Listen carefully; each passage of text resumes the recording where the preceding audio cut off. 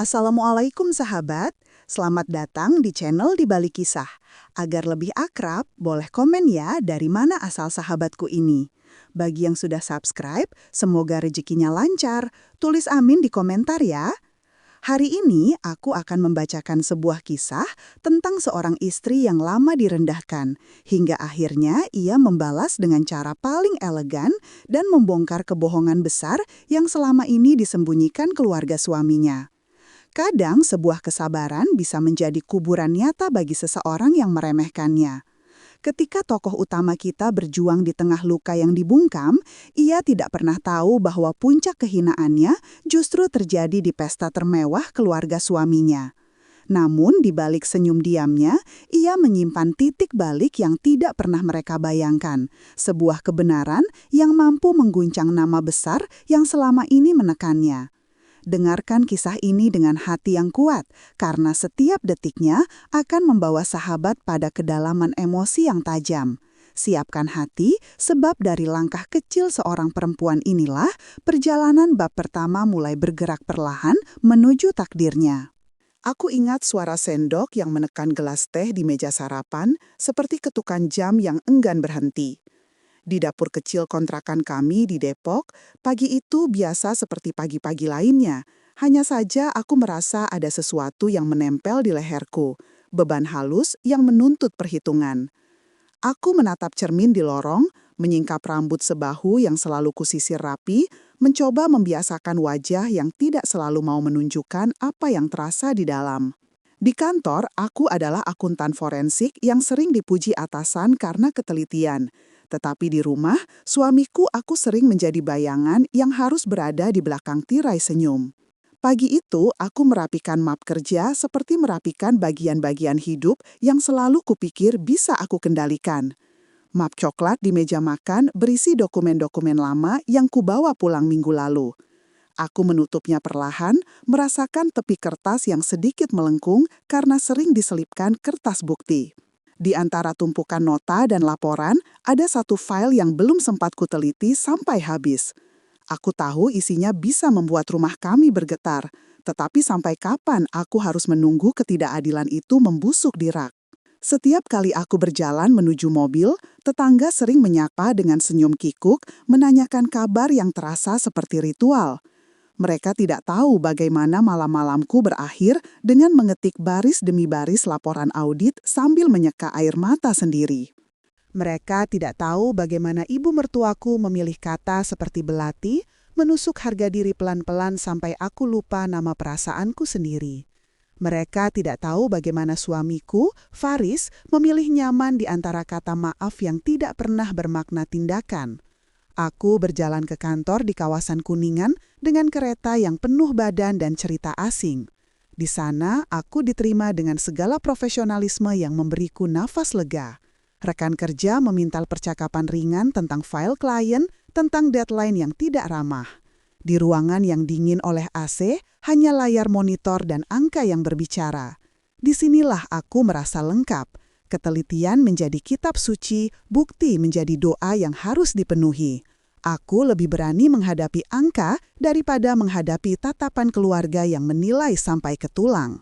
Beberapa bulan terakhir aku mengerjakan sebuah audit yang tampak biasa pada awalnya. Transaksi-transaksi perusahaan keluarga besar yang terlihat rapi, laporan yang disetujui, tanda tangan yang selalu sama. Tapi ada fragmen kecil yang selalu mengganjal, pola yang berulang pada saat yang sama ketika donor yang sama muncul dan menghilang. Pekerjaan seperti ini menuntut kesabaran sampai gelap. Setiap angka yang kucocokkan terasa seperti menyisir rambut kusut untuk menemukan simpul kebohongan. Rumah Faris di Kemang selalu tampak aman dari luar, pagar tinggi, lampu taman yang menyala temaram, mobil mewah di garasi. Di balik dinding itu, keluarga besar berputar seperti replika kehidupan yang telah disusun rapi. Bu Nadira, ibunya, raja kecil yang memerintah dengan desakan dan pernyataan kasar yang disamarkan sebagai nasihat. Sabrina, adiknya, adalah bunga yang dibesarkan di rumah kaca, mudah rapuh ketika disentuh dan tajam ketika mempertahankan citra. Aku sering berpikir bagaimana mungkin orang-orang yang punya kekayaan bisa sedemikian miskin hati. Di rumah itu, senyumku sering menjadi barang murah. Ketika kami diundang ke acara keluarga, aku berdandan rapi, memakai blus putih, blazer abu-abu, mengenakan sepatu yang nyaman namun tidak mencolok. Di depan tamu, aku berperan sebagai istri yang sopan.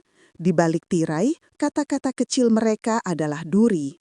Mereka menyindir pilihan makananku, menertawakan cara aku merawat rumah, menyentil tentang pekerjaan yang mereka anggap terlalu ambisius bagi seorang istri. Kata-kata itu meresap, tetapi aku memilih menanggapi dengan diam. Diam adalah cara yang kupilih untuk menjaga keharmonisan yang rapuh. Diam adalah cara bertahan ketika membalas hanya akan memecah cermin yang membuat mereka nyaman melihat diri sendiri. Beberapa minggu sebelum pesta pernikahan Sabrina, suara gosip mulai berputar. Undangan sudah dicetak, daftar tamu dipilih dengan teliti, dan kami semua tahu bagaimana acara itu akan menjadi ajang pamer status. Aku menerima pesan singkat dari salah satu kolega kerja yang menyebut bahwa transaksi yang kubuka di file terakhir memang menuju rekening yang berulang-ulang digunakan oleh perusahaan keluarga. Aku menelan ludah, berusaha menenangkan diri di toilet kantor yang sunyi. Pekerjaanku mengharuskan bukti, bukan prasangka. Aku mencatat, menunggu titik terang yang bisa mengikat semua potongan. Di malam-malam aku duduk menyusun bukti di meja makan, suara dari ruang tamu adalah tawa keluarga yang merencanakan pesta yang berkilau. Faris datang menghampiri, memandangku dengan mata yang lelah karena bekerja, menyentuh bahuku seolah ada kebiasaan manis yang masih berfungsi di antara kami. Ia berkata dengan suaranya yang pelan, "Tolong jangan membuat masalah di pesta Sabrina, jaga sikap, buat keluarga senang." Kata-kata itu dibungkus cemas, bukan perintah ibu, namun ada beban dalam kalimatnya. Aku mengangguk, senyumku tipis seperti lipstik yang menempel di gelas. Aku menaruh piring yang penuh laporan dan memilih untuk menunjukkan wujud yang mereka inginkan. Tetapi di dalam laci meja makan, aku menyimpan flash disk kecil yang berkilau samar. Di dalam kepala, aku memutar ulang bukti-bukti yang telah kususun. Notifikasi transfer yang datang pada tanggal yang sama setiap bulan, rekaman email internal yang menunjukkan instruksi mengaburkan transaksi, dan sebuah nota pembayaran yang dicetak dari perusahaan catering besar yang ternyata dimiliki oleh salah satu anak perusahaan keluarga. Semua terlihat seperti potongan teka-teki yang seharusnya tidak mungkin disambungkan jika tidak ada yang bernama Sabrina yang sering berada di kantor tersebut pada jam-jam ganjil. Malam itu aku bermimpi tentang kursi plastik di pesta, kursi yang entah bagaimana selalu kurang dihargai. Dalam mimpi, aku melihat diriku duduk dekat tempat sampah, sementara tawa kristal mengelilingi. Aku bangun dengan dada berat, tidak ingin mimpi menjadi petunjuk. Namun mimpi itu menyeret realitas ke permukaan. Beberapa kali keluarganya menyinggung bahwa posisi tamu undangan bisa saja diatur. Mereka berbicara tentang status dan kehormatan, seakan itu hal yang mutlak. Hari pesta semakin dekat. Aku mencoba menata hatiku agar tetap rapi seperti blazer yang kupakai. Di sepanjang perjalanan menuju rumah Faris untuk memperhalus persiapan, aku menatap layar ponsel yang menampilkan nama file yang belum tuntas kucek. Nama Sabrina muncul sebagai penerima transfer yang anomali. Jantungku berdetak, tetapi aku memilih menahan napas dan menata senyumku. Ketika Faris menatapku di ruang tamu, ia memegang tanganku dengan lembut dan berkata, "Tolong, bersikap baik nanti, demi keluarga." Aku tersenyum, menjaga nada suara tetap normal, menepuk pelan lengannya seolah semua akan baik-baik saja. Aku menatap map coklat yang kusimpan di bawah meja, merasakan panas di telapak tangan. Di layar pikiranku, sekumpulan angka menunggu untuk diikat menjadi kebenaran. Aku menutup mataku sejenak, mengumpulkan keberanian. Sebelum aku meninggalkan rumah menuju undangan pesta, aku membuka laptop sekilas, sekadar memastikan file terakhir masih ada. Di layar, satu nama menonjol membuat seluruh meja kerja terasa goyah. Nama Sabrina. Aku menatapnya terlalu lama. Sebuah pesan singkat masuk ke ponselku, tetapi aku tidak membukanya. Suara langkah kaki dari ruang sebelah terdengar. Faris memanggil namaku dengan nada yang lebih keras dari biasanya. Aku membalas dengan senyum. Ia mendekat, menatapku, Dan dengan suara yang lembut namun mendesak, ia berkata sekali lagi, "Tolong, bersikap baik nanti." Aku menahan napas, menata bibir menjadi senyum yang sopan, lalu berjalan keluar rumah dengan map yang berisi kertas-kertas yang belum selesai. Di meja, flash disk kecil masih terpegang di sakuku, seolah menunggu waktu yang tepat untuk berbicara. Di kantor, lampu neon terasa seperti mata yang tak pernah lelah. Kubuka kembali file yang semalam kususun, menelusuri baris demi baris transaksi yang seolah menari di layar. Angka-angka itu tidak hanya angka, mereka bernafas, berulang, meninggalkan bekas pola yang sama di setiap akhir bulan. Ketika aku memperbesar tampilan, muncul nama perusahaan catering yang sama yang sering muncul dalam nota keluarga. Ketika aku menelusuri lebih dalam, ada satu akun yang menerima transfer berkali-kali. Nominalnya kecil jika dilihat satu persatu, tetapi bila dijumlahkan berbelas-belas miliar. Pola itu merotasi seperti jam, selalu pada tanggal yang sama setiap bulan, seolah ada mesin yang menekan tombol pengiriman dana.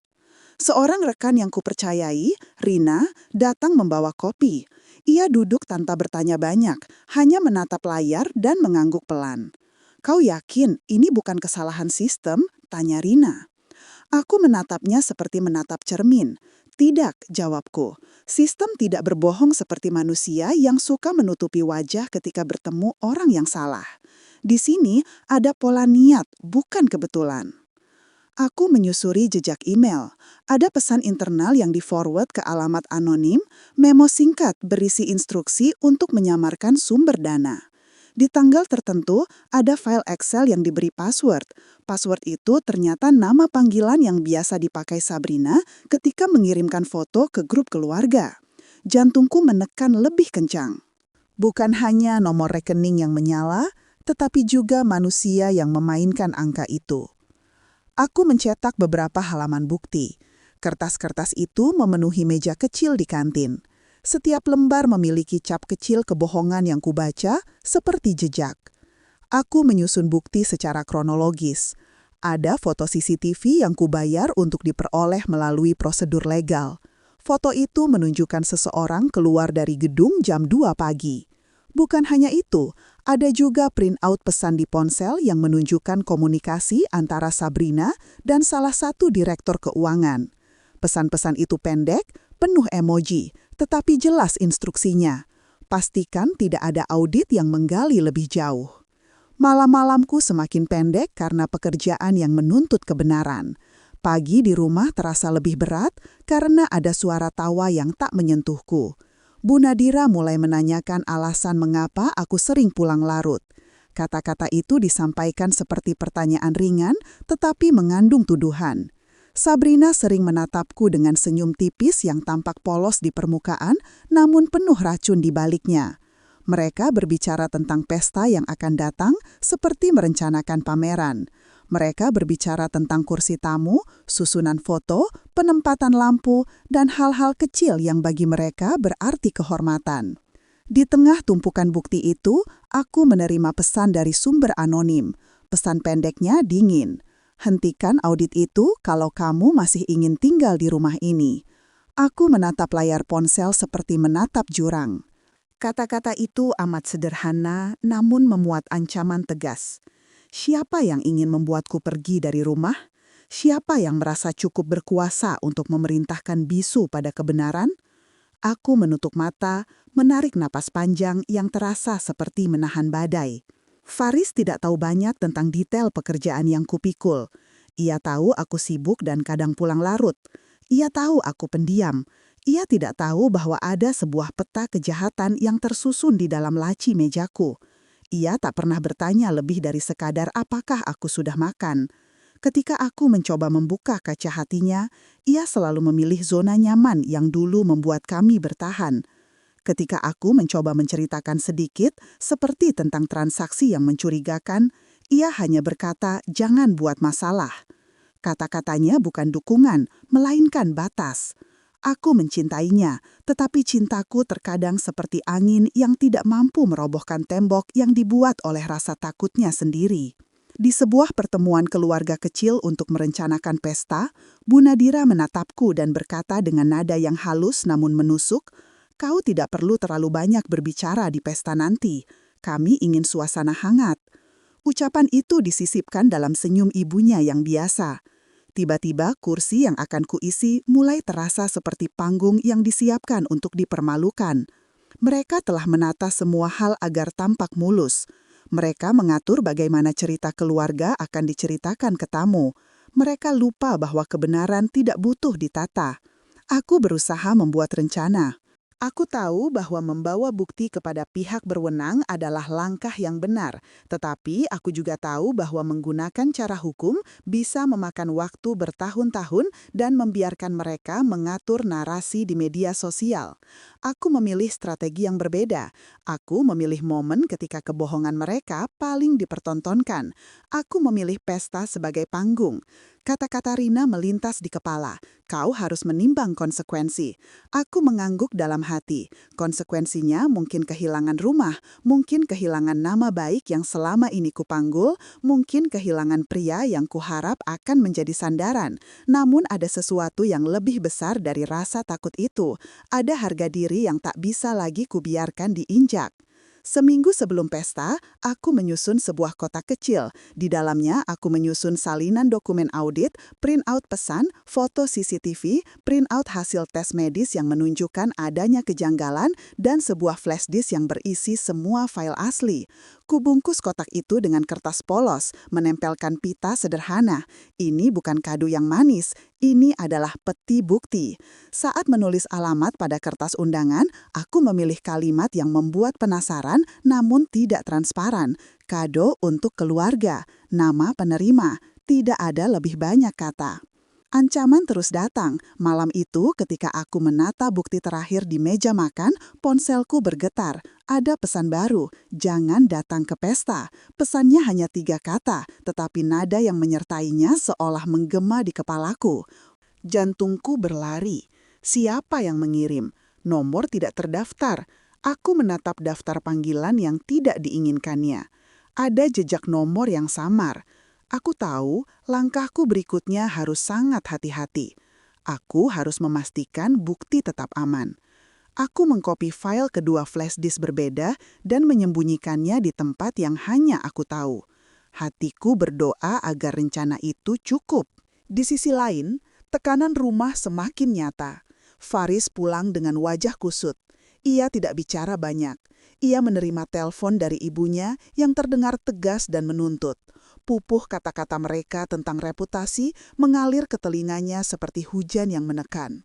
Aku melihatnya malam itu duduk di sofa, menunduk, seperti pria yang berat memikirkan pilihan yang salah.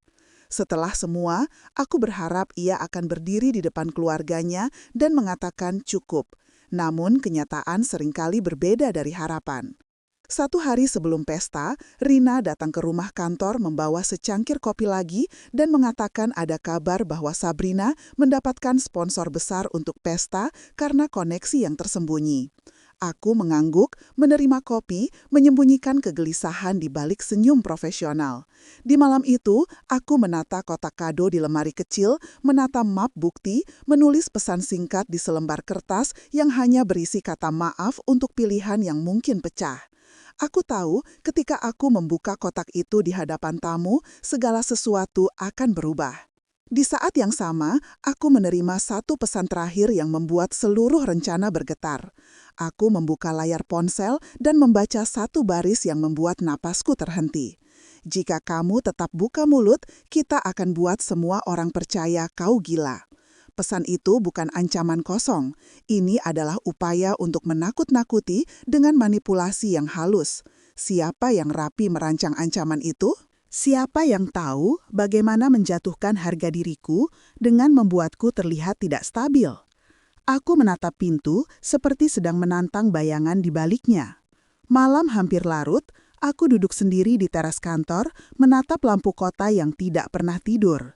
Di tangan, flash disk kecil berkilau, berat seperti keputusan yang harus diambil. Di kepala, suara Faris mengulang kata-kata, "Tolong jangan buat masalah." Di telinga, bisik ancaman yang masuk ke ponsel. Di dada ada api kecil yang tak mau padam. Aku tahu aku berada di persimpangan. Jika aku mundur, kebohongan akan terus berjalan. Jika aku melangkah maju, mungkin akan ada keretakan yang tak bisa kami perbaiki. Aku mengambil keputusan kecil yang terasa besar.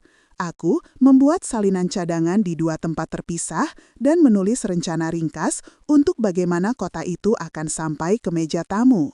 Namun aku belum memberitahu siapapun. Ada hal yang harus kulakukan sendiri. Di saat yang sama, ada perasaan geli yang halus di dasar pikiranku. Semua kebisuan yang selama ini kupikul bermuara pada satu momen. Aku menata napas, menata ragu, menata keberanian. Pada dini hari sebelum pesta, ponselku bergetar lagi. Satu pesan masuk, ini bukan ancaman langsung, melainkan informasi kecil namun menusuk. Kami sudah atur posisi duduk untuk malam itu.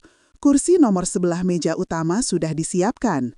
Tamu akan melihat tampilan rapi. Kita harap semua berjalan mulus. Aku menata angka kursi itu. Di bawah pesan tersebut terlampir foto susunan tempat duduk. Dan di sana, seperti goresan tinta yang menodai rencana, terlihat kursi kosong persis di samping meja panggung. Kursi itu ditempatkan persis di samping tempat sampah catering pada Dena. Aku membeku. Mereka tidak hanya merencanakan penghinaan, mereka merancangnya hingga rinci. Angin malam menyapu helai rambutku. Di kepala satu kalimat berulang. Sampai kapan seorang istri harus diam? Aku menutup layar ponsel, menata kotak kado di tas kecil, dan menunggu fajar yang akan membawa kami ke pesta yang belum pernah kulihat dengan mata yang tidak bergetar. Di dasar perut, rasa takut bercampur dengan tekad. Di luar, kota masih tidur, namun takdir kami tampak sedang menunggu untuk dibuka. Lampu kristal di ballroom hotel berjatuhan seperti hujan cahaya yang terlalu mewah untuk menampung kebenaran. Dari kejauhan, aku melihat meja registrasi tamu dihiasi bunga putih dan foto prewedding Sabrina.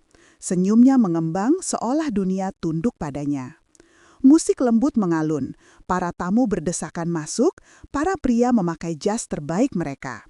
Perempuan-perempuan mengenakan gaun yang berkilau seperti ingin menyaingi cahaya lampu. Namun bagiku, malam itu bukan tentang pesta. Ini malam tentang luka yang sudah terlalu lama dibiarkan tumbuh. Aku melangkah masuk pelan-pelan, mencoba menyamakan napas dengan denyut jantung yang kacau. Di dadaku, tas kecil yang berisi kotak kado terasa seperti batu yang siap memecah dinding-dinding palsu.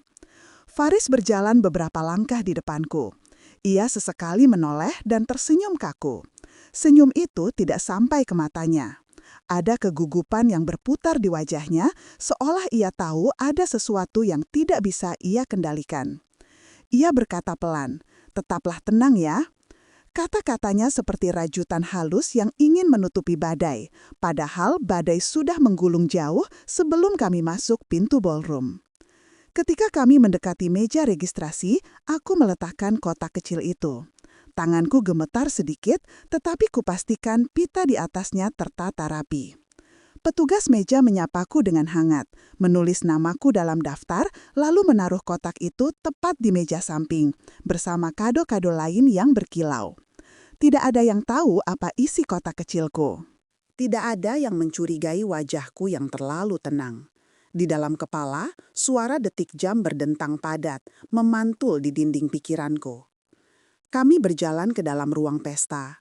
Aku memindai ruangan dengan mata yang sudah setengah kehilangan harapan. Semua terlihat indah, semua terlihat rapi.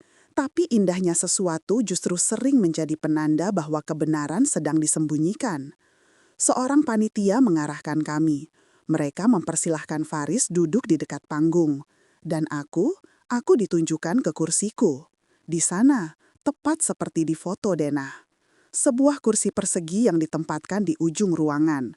Kursi itu tampak seperti sisa, seolah diambil dari gudang tanpa pertimbangan. Yang membuat leherku terasa panas adalah benda di sebelahnya.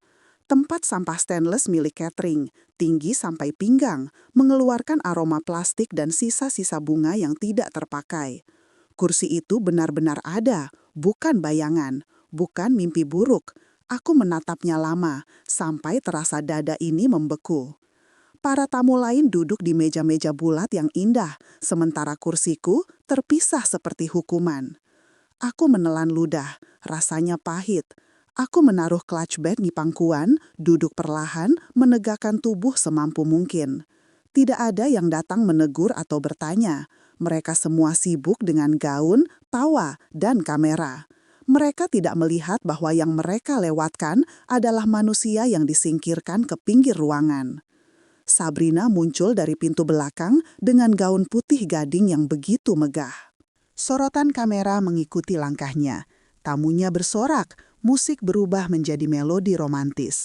Ia berjalan menuju panggung dengan senyum pemenang, seolah tidak pernah berbuat salah dalam hidupnya. Bu Nadira berdiri di samping panggung, memegang kipas kecil yang tak pernah berhenti bergerak. Ia sejenak melirik ke arahku. Lirikan itu hanya sedetik, tetapi cukup menunjukkan kepuasan halus yang menyengat. Perutku mencengkram, jari-jariku gemetar. Tapi aku diam dengan kekuatan yang hanya orang terpojok yang bisa memilikinya.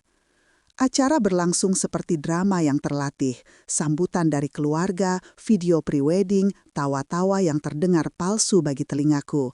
Beberapa orang sempat menatapku dengan aneh, mungkin bertanya dalam hati mengapa aku di sana, tetapi tidak ada yang berani bertanya langsung. Di pesta mewah, rasa ingin tahu kadang kalah oleh gengsi. Sampai tiba satu momen. MC mengumumkan sesi pemberian kado. Para tamu bertepuk tangan. Petugas mulai membawa kado-kado ke atas panggung untuk kemudian dibuka satu persatu sebagai simbol doa. Kotak-kotak indah dengan pita emas, ungu, merah muda bergerak naik ke panggung. Lalu aku melihatnya. Kotak kecilku, tanpa pita glamor, tanpa dekorasi mewah. Aku menahan napas, dada terasa seperti dihimpit batu. MC mengambilnya, membacakan nama pengirim yang tertera di stiker kecil. Suara itu terdengar nyaring di seluruh ruangan. Nama lengkapku, Anita Prameswari. Anita Prameswari. Para tamu menoleh. Faris menatapku, matanya membesar. Sabrina berhenti tersenyum.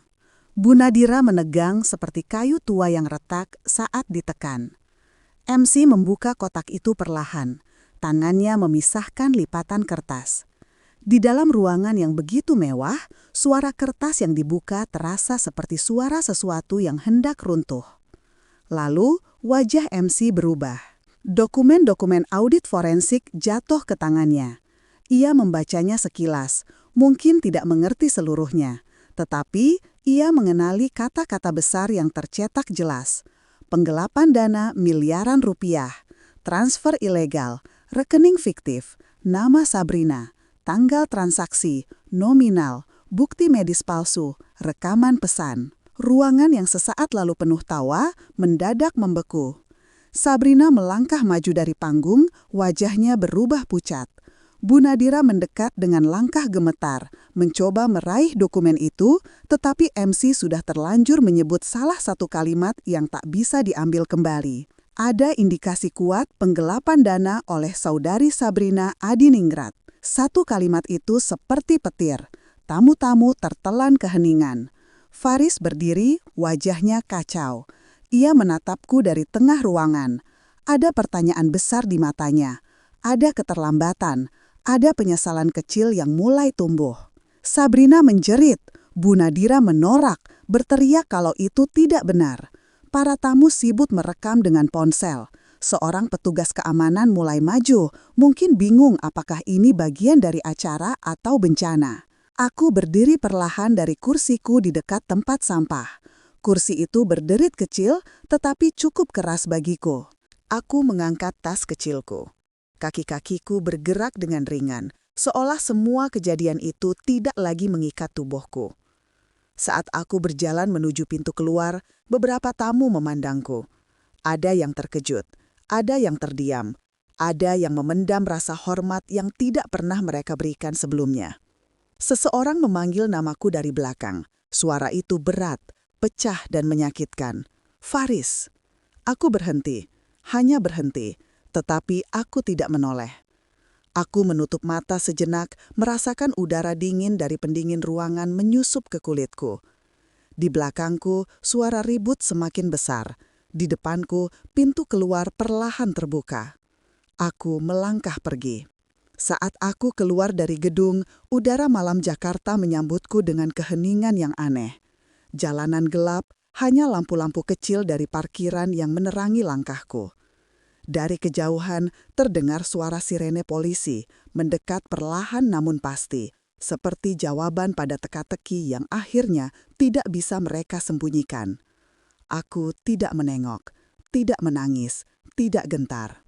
Untuk pertama kalinya dalam waktu yang lama, langkahku terasa utuh. Dan malam itu, dunia yang selama ini menahanku mulai retak dari dalam. Udara malam yang bergerak pelan di halaman depan hotel terasa seperti selimut tipis yang meredam suara-suara panik yang tertinggal di belakangku. Aku berdiri beberapa detik di bawah cahaya lampu taman, mencoba memastikan kakiku benar-benar menapak di bumi. Rasanya aneh, seperti tubuhku lebih ringan namun jantungku lebih berat. Aku baru saja memecah sesuatu yang telah bertahun-tahun berdiam di dalam diriku. Ada rasa lega yang samar, tetapi juga rasa kosong yang menggema. Di belakangku, pintu ballroom terbuka lebar. Teriakan kecil, bisik-bisik panik, dan langkah kaki tergesa-gesa memecah harmoni palsu yang tadi memenuhi ruangan.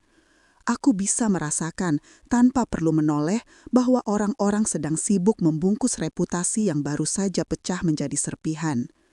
Cahaya lampu kamera ponsel tamu berbinar-binar, menyoroti wajah Sabrina yang berjerit tanpa suara, Bu Nadira yang berusaha meraih lembaran bukti yang berserakan, memohon penjelasan, dan Faris yang terpaku di tengah kerumunan, wajahnya seperti lelaki yang baru kehilangan sesuatu yang sangat berharga tanpa tahu kapan ia kehilangannya. Suara sirene semakin dekat, cahaya biru dan merah mengisi gerbang masuk hotel. Beberapa tamu menyingkir panik, sebagian mencoba merekam, sebagian lagi berbisik tidak percaya. Suasana berubah menjadi seperti adegan yang tidak pernah ingin mereka tonton, apalagi terlibat di dalamnya. Polisi memasuki ballroom. Aku tidak melihat langsung, tetapi suara berat langkah sepatu, derak radio komunikasi, dan bisik-bisik tamu memantul sampai keluar. Berdasarkan tonenya, aku bisa menebak apa yang terjadi di dalam sana. Petugas mendekati Sabrina dan Bu Nadira, menunjukkan surat perintah, meminta mereka ikut untuk dimintai keterangan. Sabrina menangis putus asa, suaranya pecah, memanggil nama ibunya, memanggil nama Faris, meminta seseorang menjelaskan bahwa ini semua salah paham. Namun bukti tidak menerima penjelasan tanpa dasar. Bukti tidak bisa dibantah oleh air mata. Bu Nadira masih berusaha mempertahankan kendali. Suaranya meninggi, berusaha menepis tuduhan, mencemarkan nama baikku sambil mengatakan bahwa ini pasti ulah seseorang yang iri. Namun aku tahu bagaimana hukum bekerja. Aku tahu bagaimana audit berbicara. Suaranya hanya menjadi gemas samar yang tidak lagi membuatku menciut. Dari tempatku, aku mendengar seseorang berteriak, panggil suaminya. Lalu suara lebih pelan menyusul, seolah seseorang mencoba meredam kenyataan. Namun ketika Faris akhirnya keluar dari ballroom, langkahnya seperti orang yang kehilangan arah. Ia melihat ke kiri dan ke kanan mencari sosokku. Ketika matanya menemukan tempatku berdiri di bawah lampu taman, tubuhnya menegang. Wajahnya seperti disayat dua arah, antara ingin mendekat dan takut pada dirinya sendiri. Ia berjalan pelan ke arahku. Terlihat dari gerak tubuhnya bahwa dia ingin memelukku, atau setidaknya menyentuh bahuku seperti biasa. Tetapi langkah itu berhenti 3 meter di depanku. Seolah ada garis tak terlihat yang menghalangi. Kami sama-sama diam. Hanya suara jauh sirene yang tersisa sebagai latar. Akhirnya ia membuka mulut. Suaranya pecah. Kenapa tidak bilang apa-apa, Anita? Kenapa kamu tidak ceritakan semuanya ke aku? Aku menatapnya lama. Matanya meminta penjelasan, namun penjelasan itu sudah terlalu berat untuk dibagikan dalam 5 menit percakapan singkat. Aku menarik napas perlahan, hati-hati agar tidak pecah di dada. Kamu tidak akan mendengarkan, Faris. Kalimat itu keluar seperti angin yang membuka pintu yang sudah lama mengeras. Bukan marah, bukan benci, hanya kenyataan. Kenyataan yang kami berdua tahu kebenarannya sejak lama. Wajahnya terkulai. Ia menatapku dalam-dalam, seperti mencoba mencari bagian dari dirinya yang hilang.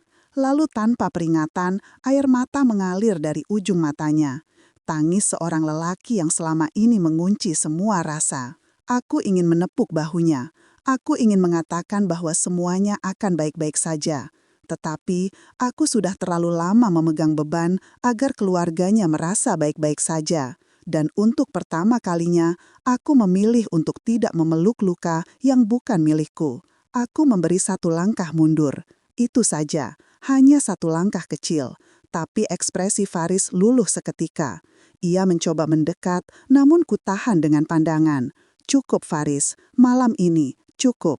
Ia menutup muka dengan kedua tangan, bahunya bergetar.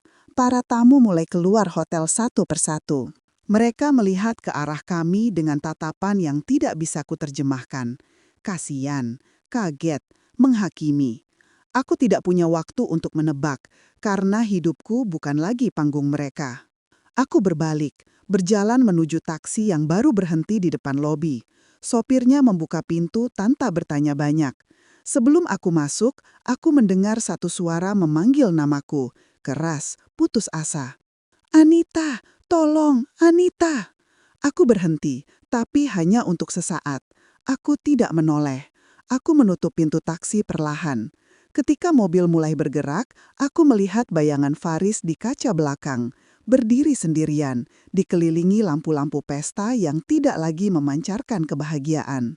Taksi melaju membelah jalan Jakarta. Suasana di luar sunyi, hanya hiruk-pikuk jauh kota yang menjadi pengingat bahwa hidup terus berjalan, meski dunia seseorang runtuh. Aku bersandar di kursi, memejamkan mata beberapa detik, bukan untuk menghapus kejadian malam itu, tetapi untuk memberi ruang bagi hati yang sudah terlalu lama menahan beban. Saat taksi berbelok ke jalan raya, ponselku bergetar. Satu pesan masuk, dari Rina. Ia menulis singkat, "Aku lihat videonya, kamu hebat." Hatiku menghangat, tapi hanya sebentar. Aku tahu perjalanan belum selesai. Masih ada langkah yang harus kuambil, langkah yang akan mengubah seluruh arah hidupku. Ketika taksi memasuki area Depok, rumah kontrakan kecilku tampak sunyi di bawah langit malam. Aku turun dan membayar ongkos, mengucapkan terima kasih pada sopir yang menatapku dengan wajah iba, tanpa tahu apa yang sebenarnya terjadi. Aku membuka pintu pagar, masuk perlahan. Di dalam, semua seperti biasa. Meja makan kecil, sofa abu-abu yang sudah agak lemas, aroma buku dari rak pendek. Tempat ini tidak mewah, tetapi jujur. Tempat ini tidak besar, tetapi tidak pernah menuntutku menjadi seseorang yang bukan diriku. Aku duduk di sofa. Kertas-kertas yang tadi kubawa tidak lagi terasa berat. Rencanaku selesai. Dan justru ketika semua selesai, ruang kecil ini terasa terlalu sunyi. Kubiarkan keheningan itu mengisi dinding. Tidak ada tawa palsu, tidak ada tatapan penghinaan, tidak ada suara langkah yang menuntutku untuk menjadi kecil. Beberapa jam kemudian, berita mulai menyebar. Ponselku penuh notifikasi. Grup kantor ramai, grup keluarga jauh lebih ramai lagi. Video pesta Sabrina menjadi topik utama. Semua membahas skandal penggelapan dana, kebohongan kehamilan, dan nama-nama keluarga yang selama ini tampak sempurna. Aku mematikan ponsel, tidak ingin mendengar dunia membahas tragedi yang pernah menjadi hidupku. Namun, yang paling menghantam adalah satu pesan suara dari Faris. Suaranya serak. Ia meminta maaf berkali-kali, dengan nada yang tidak pernah kudengar sebelumnya. Ia bilang ia salah. Ia bilang ia menyesal. Ia bilang ia ingin memperbaiki semuanya. Tetapi aku tahu ada hal-hal yang tidak bisa diperbaiki oleh penyesalan. Ada jarak yang tidak bisa disatukan kembali hanya dengan maaf. Pagi mulai muncul di balik jendela kecil kontrakan. Cahaya lembut menyentuh lantai, menyingkap debu-debu halus yang menari seperti serpihan masa lalu. Aku menatap langit yang berubah warna pelan. Di luar, suara ayam jantan sayup terdengar. Sebuah pagi baru menunggu. Aku berdiri, membuka jendela, membiarkan angin masuk. Aku menarik napas panjang. Untuk pertama kalinya dalam waktu yang lama, napas itu tidak terasa berat. Malam itu mungkin berakhir dengan teriakan, tetapi pagi ini dimulai dengan keheningan yang menenangkan. Aku siap melangkah ke arah yang belum pernah kutapaki sebelumnya.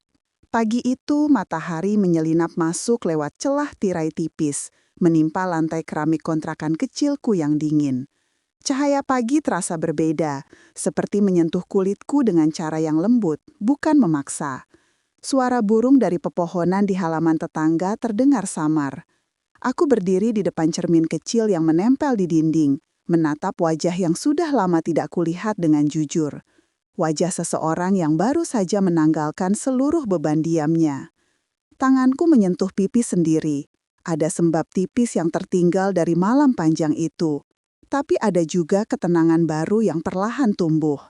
Aku menghela napas, merapikan rambut, merapikan hati. Di meja, map coklat yang semalam menjadi saksi pertempuran itu tergeletak. Tidak lagi menakutkan, hanya kertas, hanya bukti. Tapi bagi hidupku, itu adalah pintu keluar. Kutelepon Rina dan mengabarkan bahwa aku akan masuk kerja agak siang. Suaranya terdengar lega, seperti melepaskan napas yang ia tahan selamaan. "Kamu kuat sekali," katanya. Aku tersenyum kecil meski ia tak bisa melihatnya.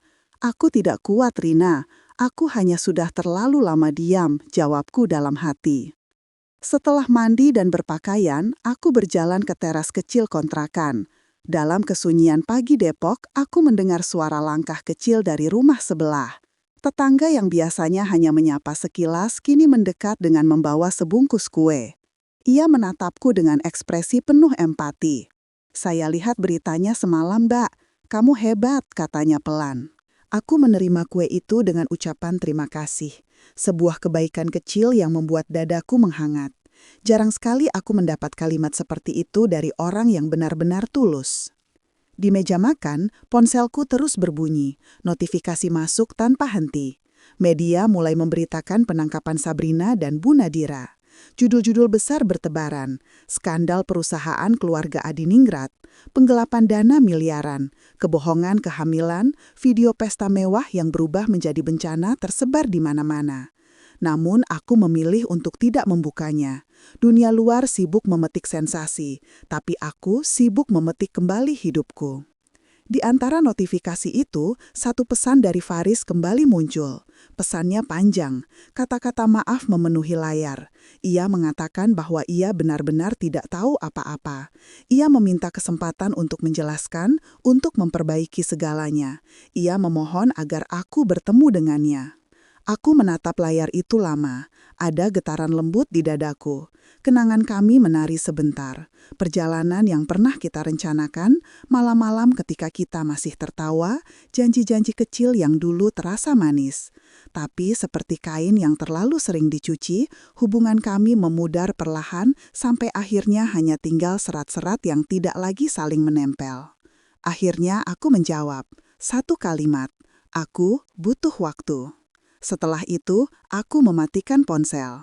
Jalan menuju kantor begitu tenang, udara pagi menyentuh wajahku tanpa beban. Ketika masuk gedung, beberapa rekan kerja menatapku dengan campuran kagum dan prihatin. Mereka tidak bertanya, hanya mengangguk, seolah tahu bahwa aku tidak ingin mengulang cerita itu lagi. Di meja kerjaku, sebuah amplop putih sudah menunggu. Dari kantor pusat, aku membukanya perlahan. Di dalamnya ada surat resmi, tawaran promosi, posisi lebih tinggi, ruang kerja baru, tanggung jawab besar sebagai kepala tim audit. Aku mengusap tepi surat itu dengan ujung jariku. Di dalam dada, sesuatu retak, bukan karena sedih, tetapi karena bangga. Tidak ada koneksi keluarga, tidak ada permainan status, hanya kerja keras dan diriku sendiri. Setelah jam makan siang, aku pulang lebih cepat, bukan untuk lari dari apapun, tetapi untuk memulai babak baru. Aku membereskan barang-barang pribadi perlahan. Helaian kertas, pena, buku catatan, semuanya kutata dengan hati-hati. Saat memasukkan flashdisk terakhir ke tas, aku berhenti sejenak. Flashdisk itu menjadi simbol Simbol luka, simbol keberanian, simbol keputusan yang tak bisa diputar balik. Di sore hari, aku duduk di kursi dekat jendela kontrakan, menatap langit Depok yang berubah menjadi jingga. Angin membawa bau tanah basah yang lembut. Aku membuka jendela, mengizinkan dunia masuk tanpa rasa takut. Sebuah mobil berhenti di depan pagar. Faris. Ia turun perlahan, wajahnya kusut, rambutnya sedikit acak. Ia berdiri di depan pagar, tidak berani masuk. Tangannya menggenggam sesuatu, surat mungkin, atau sekedar napasnya sendiri. Ia memanggil namaku. Suaranya pecah, lebih pecah daripada di pesta semalam. Anita, tolong, aku ingin bicara. Aku menutup mata. Ada getaran kecil di dadaku. Luka lama yang menolak disembuhkan cepat.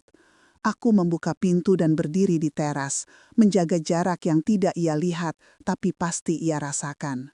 Faris menatapku dengan mata yang merah. Ia mulai bicara.